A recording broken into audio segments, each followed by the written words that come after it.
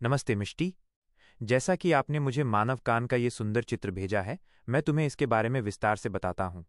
जिस तरह हमारी आंखें दुनिया को दिखाती हैं, उसी तरह हमारे कान दुनिया की हर आवाज़ को सुनने का काम करते हैं। ये एक अद्भुत अंग है जो हमें संगीत, पक्षियों की चहचहाहट और अपने दोस्तों की आवाज़ सुनने में मदद करता है। कान क्या है? कान हमारे शरीर का एक ऐसा अंग है जो न केवल हमें सुनने में मदद करता है, बल्कि शरीर का संतुलन बनाए रखने में भी महत्वपूर्ण भूमिका निभाता है। ये एक बहुत ही जटिल मशीन की तरह काम करता है, जो हवा में होने वाले कंपन को विद्युत संकेत में बदलकर हमारे मस्तिष्क तक भेजता है। कान की संरचना और कार्य। मिष्टी, आप इस चित्र में देख सकती हैं कि कान के मुख्य रूप से 3 भाग होते हैं। 1. बाहरी कान, आउटर ईयर। ये वो हिस्सा है जिसे हम देख सकते हैं। इसमें कान का बाहरी भाग, जिसे पिन्ना पिन्ना कहते हैं, और एक छोटी सी नली, कान की नली, ईयर कनाल शामिल है। 2. मध्य कान, मिडिल ईयर। ये कान का बीच का हिस्सा है।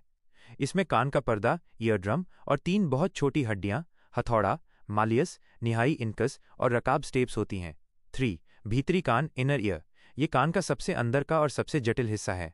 इसमें कर्णावर्त, कॉक्लिया, जो सुनने का काम करता है, और अर्धवृत्ताकार नलिकाएं, सेमी सर्कुलर कैनाल्स, जो संतुलन का काम करती हैं, शामिल हैं।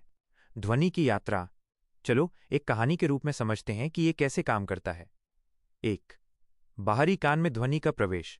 जब तुम कुछ सुनती हो, जैसे कोई गाना, तो उसकी ध्वनि तरंगे तुम्हारे बाहरी कान, पिन्ना में आती हैं।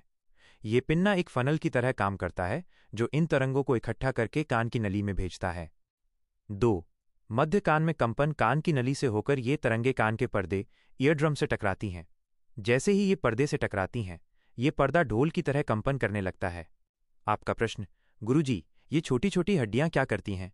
उत्तर, बहुत अच्छा सवाल। ये 3 छोटी हड्डियां माइनस हथौड़ा, निहाई और रकाब माइनस एक पुल की तरह काम करती हैं। जब कान का पर्दा कंपन करता है, तो ये हड्डियां भी कंपन करती हैं। इनका काम कंपन को और ज्यादा मजबूत बनाकर भीतरी कान तक पहुंचाना है। 3. भीतरी कान में संकेत का बनना। इन हड्डियों से होकर कंपन कर्णावर्त, कॉक्लिया तक पहुंचता है। कर्णावर्त एक घोंघे के आकार का अंग है, जिसके अंदर तरल पदार्थ होता है। जब कंपन यहां पहुंचता है, तो ये तरल हिलने लगता है और इस कंपन को विद्युत संकेत में बदल देता है।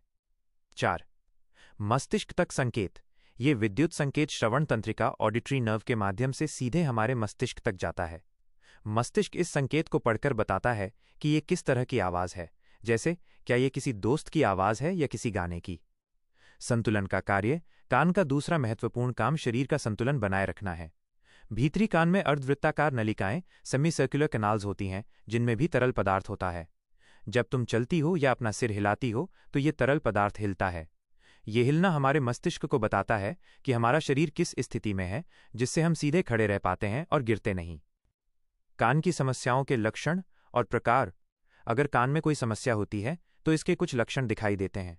लक्षण: सुनने में दिक्कत, धीमी आवाज़ों को सुनने में परेशानी होना, कान में दर्द, कान के अंदर या बाहर दर्द महसूस होना, कान में अजीब आवाज़ें, कान में घंटी बजने या सीटी बजने जैसी आवाज़ें सुनाई देना, जिसे टिनिटस कहते हैं। चक्कर आना, संतुलन बिगड़ने से चक्कर आना। प्रकार: 1. सुनने में कमी, हियरिंग लॉस। ये कई कारणों से हो सकती है, जैसे उम्र बढ़ना, बहुत तेज शोर या कान में संक्रमण। 2. कान का संक्रमण, ईयर इन्फेक्शन। जब कान में बैक्टीरिया या वायरस के कारण सूजन हो जाती है, तो ये होता है। 3. टिनिटस।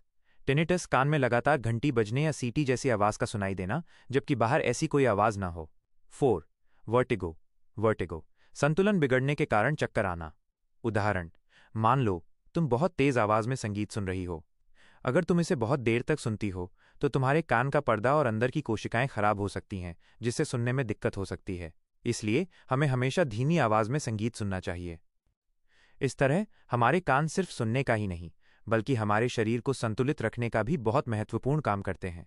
हमें अपनी आंखों की तरह ही अपने कानों का भी ध्यान रखना चाहिए।